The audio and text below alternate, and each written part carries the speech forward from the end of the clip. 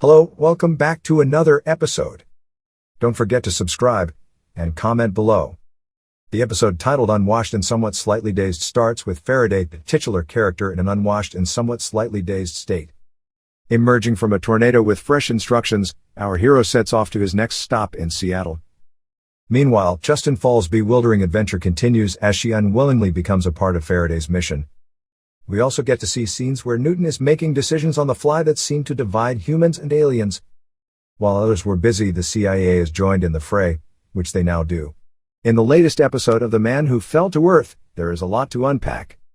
Spoilers ahead. Episode 2 Recap. In Episode 2, Faraday and Newton are in a strange, dreamlike forest having a conversation. We learn that the creature is also from Antheon and came to Earth in search of water. After becoming distracted by earthly vices, Newton is now bitter. He also confirms that Faraday has made contact with Justin Falls and then orders him to head to Seattle. After meeting with Newton, Faraday emerges from the storm covered in mud. Justin drove away after feeling shocked at what appeared to be the ghost of Max. The alien leaves the house and makes his way to the diner. At the diner, he is helped by a waitress who points him in the direction of the airport so that he can get to Seattle. Faraday panics at the airport when he encounters radiation and gets arrested. Justin has to pick him up a second time. Meanwhile, the aliens' rendezvous was noticed by intelligence agencies when they realized a similar anomaly had occurred 45 years ago.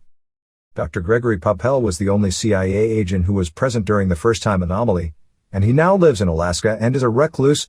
Just trying to figure out why that signal pinged your file from 45 years ago, man. When Agent Spencer Clay finally tracks him down, the doctor is in a disturbed state of mind and kills himself after spewing largely incoherent warnings. Episode 2 ending. What does Faraday do to Justin's father? Justin expresses his surprise that there is an ailing man still alive at their home. The alien is confused when the elderly being is given so much care while valuable planetary resources are spent on it. When Justin refuses to take Faraday to Seattle, saying she needs to take care of her father, the alien walks in on the ailing man when he sleeps and gently begins squeezing his throat. After the episode close, Josiah's neck begins to glow and he stands over Faraday on the ground. The author opens the article by looking at the possible future of technology and its influence on humanity. The closing scene includes a new power that Faraday has, in which he can smell the gold at a greater range than humans.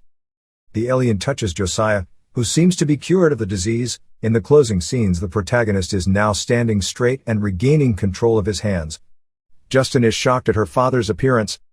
Faraday cannot just cure someone, but instead, take on their ailment. Faraday is on the ground, now suffering the same ailment as Josiah. The motive behind this seemingly self-destructive move is the alien's new directive from Newton. Faraday is trying to get to Seattle, and the quickest way for him to get there is if Justin drives. Justin cannot leave for Seattle because her father is too sick, but once Faraday cures him, she agrees to take his offer. It is unknown if Justin agrees, but Faraday used a large sum of money to cure her father. We can assume that she will approve of the situation. Why does Faraday want to go to Seattle? Faraday wants to go to Seattle in search of a company called Origin. Early in the episode, Newton thinks about how he left and started a new company that was taken from him.